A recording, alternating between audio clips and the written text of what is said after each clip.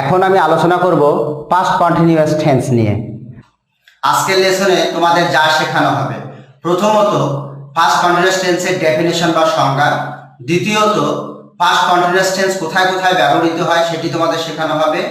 এরপরে বাংলা ও ইংরেজিতে আমরা পাস্ট কন্টিনিউয়াস টেন্স কিভাবে চিনব। অ্যাফার্মেটিভ স্ট্রাকচার, এরপরে শেখানো হবে interrogative structure, negative structure, negative interrogative structure এবং সর্বশেষে বিভিন্ন সেন্টেন্সকে কিভাবে পাস্ট কন্টিনিউয়াসে রূপান্তর করা যায় তার এক্সারসাইজ করে তোমাদের দেখানো হবে। আমরা লিখতে বা বলতে পাস্ট কন্টিনিউয়াস টেন্স কোন কোন ক্ষেত্রে ব্যবহার করতে পারি চলো দেখে নেই। নাম্বার 1, অতীতকালের কোনো চলমান কাজ বা ঘটনা প্রকাশ করতে। যেমন কেটি গতকাল সারাদিন বাথরুম পরিষ্কার করিতেছিল।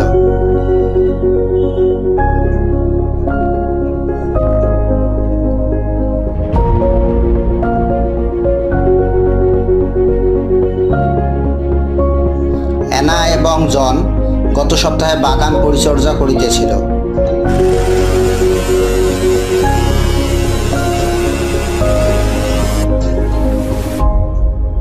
নাম্বার 2, অতীতকালে একটি কাজ চলমান অবস্থায় আরেকটি কাজ বিঘ্ন ঘটালে।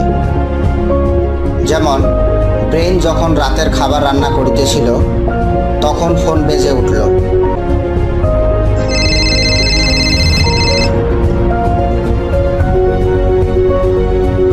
যখন জাহাজ চলিতেছিল তখন হাঙ্গর আক্রমণ করল। নাম্বার 3, অতীতকালে কোনো কাজ বারবার ঘটিতেছিল বোঝাতে। যেমন যখন জেমস ছোট ছিল তখন সে সবসময় কম্পিউটার গেম খেলিতেছিল। কাজ শেষে তারা প্রতিদিন বারে যাইতেছিল। নাম্বার 4, অতীতকালে একই সাথে দুটো কাজ বর্ণনা করতে। যেমন যখন জন কঠোর পরিশ্রম করিতেছিল তখন বেন দিবা স্বপ্ন দেখিতেছিল।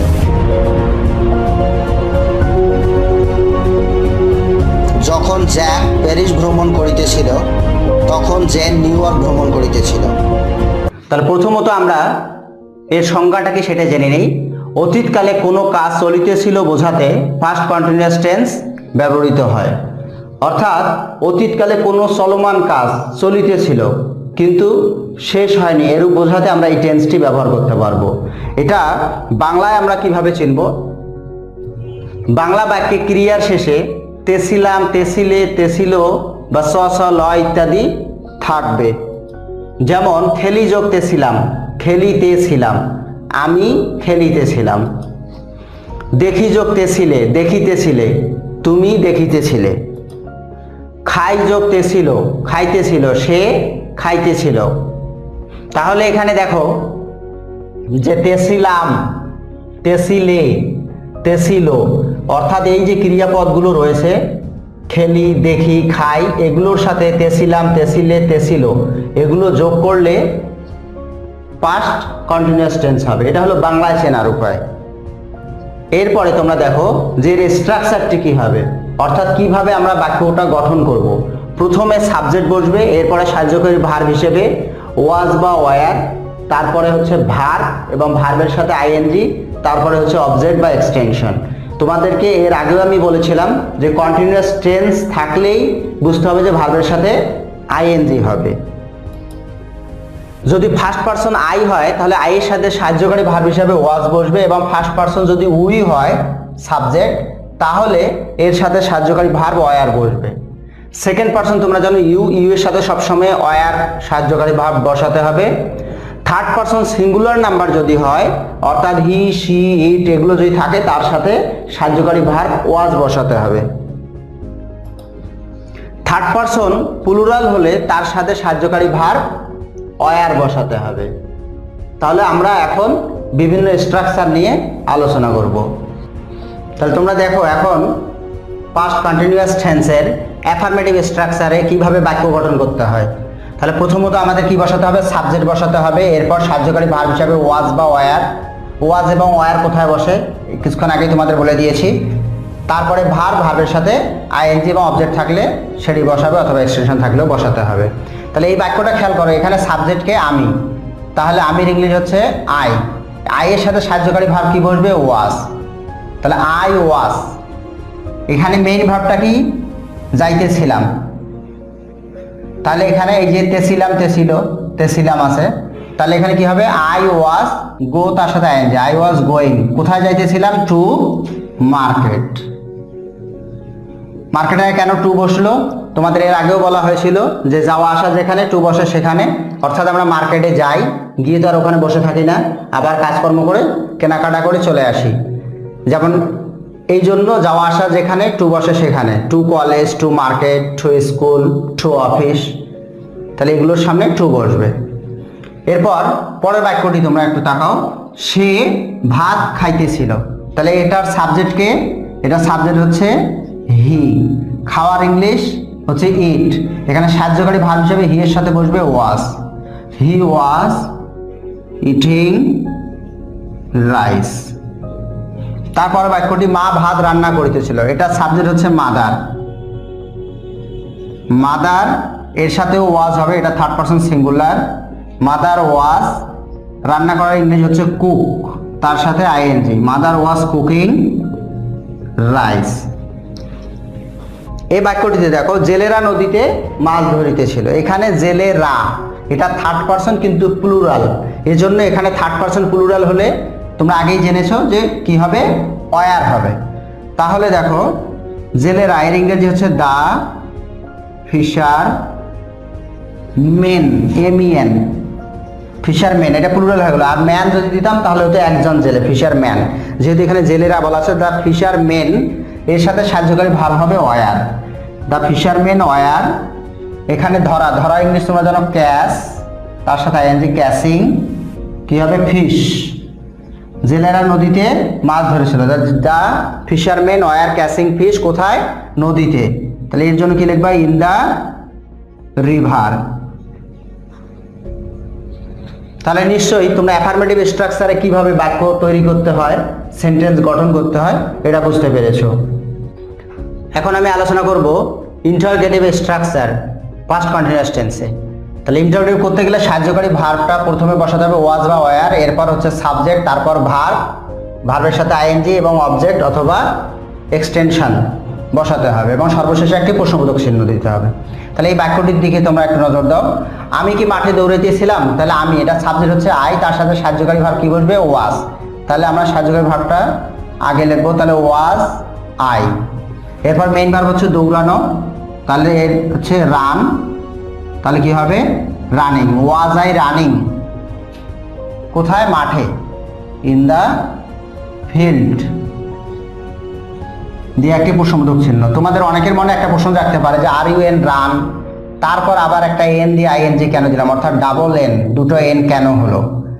যদি শেষের অক্ষরে কনসোনেন্ট থাকে, তাদের আগের অক্ষর যদি ভাওয়েল থাকে, তাহলে আইএনজি যোগ করার সময় উক্ত সর্বশেষ যে কনসোনেন্টটি থাকে ওটা দুবার লিখতে হয়। এই জন্য এখানে রান, তার আগে দেওয়া আছে ভাওয়েল ইউ, এই জন্য এখানে রানিং ডাবল এন হয়ে আইএনজি হয়েছে। তারপরে বাক্যটি খেয়াল করো, তুমি কি চিঠি লিখিতেছিলে? তাহলে এখানে কি হবে? তুমি, তাহলে ইউ, এর সাবজেক্ট হচ্ছে ইউ, ইউ এর সাথে কে বসবে?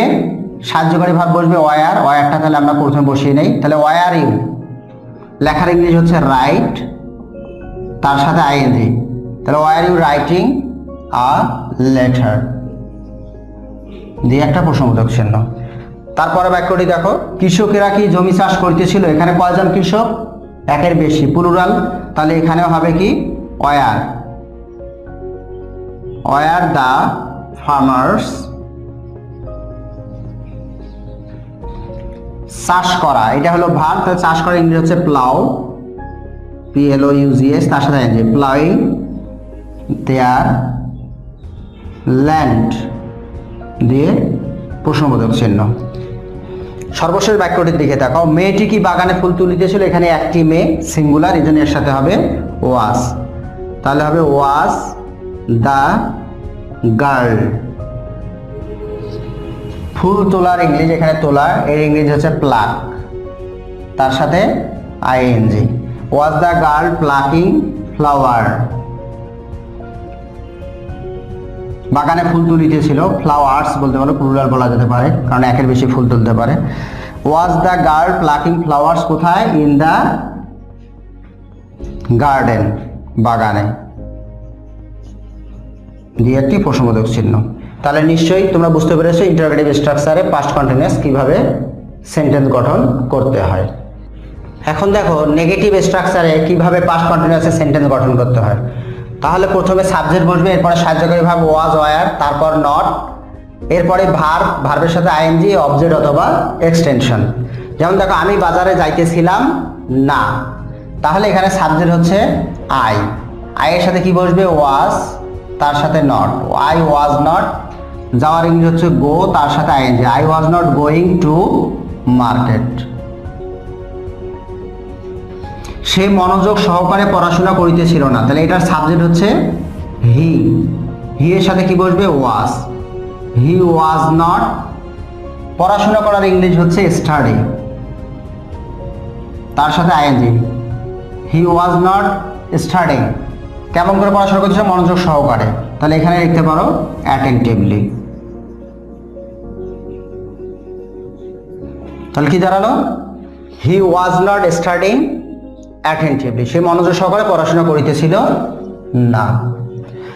পরের বাক্যটি দেখো, তুমি সময় অপচয় করিতেছিলে না, তাহলে এর সাবজেক্ট হচ্ছে যে এটা সেকেন্ড পারসন ইউ, এবং ইউ এর সাথে সাহায্যকারী ভার্ব বসে ওয়্যার, তাহলে ইউ ওয়্যার নট, অপচয় করার ইংরেজি হচ্ছে ওয়েস্ট, তার সাথে ING, you were not wasting time, তুমি সময় অপচয় করিতেছিলে না। ছেলেরা বল খেলিতেছিল না, তাহলে এখানে কি হবে? দ্য বয়েজ, এর সাথে কি হবে? ওয়্যার নট, প্লুরাল যেহেতু এই জন্য ওয়্যার বসলো। খেলার ইংলিশ হচ্ছে প্লে, তার সাথে ING, the boys were not playing football. তাহলে নিশ্চয়ই তোমরা বুঝতে পেরেছো যে নেগেটিভ স্ট্রাকচারে কিভাবে পাস্ট কন্টিনিউয়াসে সেন্টেন্স গঠন করতে হয়। আমি এখন আলোচনা করব negative interrogative structure past continuous টেন্সে কিভাবে গঠন করতে হয়। তাহলে এই স্ট্রাকচারটার দিকে তাকাও। প্রথমে বসবে ওয়াজেন্ট অথবা ওয়্যারেন্ট সাহায্যকারী ভার্ব হিসাবে, এরপর হচ্ছে সাবজেক্ট, তারপর ভার্ব, তার সাথে আইএনজি, এবং সর্বশেষে অবজেক্ট বা এক্সটেনশন বসাতে হবে। তাহলে এই বাক্যটির দিকে দেখো যে আমি কি বাজারে যাইতেছিলাম না, তাহলে এর সাথে কি বসবে? ওয়াজেন্ট, সাহায্যকারী ভার্বটা প্রথমে বসাতে হবে, তাহলে হবে ওয়াজেন্ট, আর এর সাবজেক্টকে আমি অর্থাৎ আই, ওয়াজেন্ট আই, আর যাওয়া তাহলে গো, তার সাথে ING, wasn't I going to market, দিয়ে একটি প্রশ্নবোধক চিহ্ন। পরের বাক্যটি দেখো, সে কি মনোযোগ সহকারে পড়াশোনা করিতেছিল না, তাহলে এটা সাবজেক্ট হচ্ছে সে, এর সাথেও সাহায্যকারী ভাব কি হবে? ওয়াজেন্ট হি স্টাডিং, স্টাডিং মনোযোগ সহকারে, তাহলে এর ইংরেজি হচ্ছে অ্যাটেন্টিভলি, অ্যাটেন্টিভলি। তাহলে পূর্ণাঙ্গ বাক্যটি কি দাঁড়ালো? ওয়াজেন্ট হি স্টাডিং অ্যাটেন্টিভলি, অর্থাৎ সে কি মনোযোগ সহকারে পড়াশোনা করিতেছিল না। এরপর বাক্যটি দেখো, তুমি কি সময় অপচয় করিতেছিলে না, তাহলে এটার সাবজেক্ট কি হচ্ছে? ইউ, ইউ এর সাথে কি বসবে? ওয়্যারেন্ট, ওয়্যারেন্ট ইউ ওয়েস্টিং টাইম, দিয়ে প্রশ্নবোধক চিহ্ন। সর্বশেষ বাক্যটি দেখো, ছেলেরা কি বল খেলিতেছিল না, তাহলে এটা সাবজেক্ট হচ্ছে ছেলেরা অর্থাৎ দ্য বয়েজ, এটাও প্লুরাল এই জন্য এটাতেও হবে ওয়্যারেন্ট, ওয়্যারেন্ট দ্য বয়েজ প্লেয়িং ফুটবল, দিয়ে একটি প্রশ্নবোধক চিহ্ন।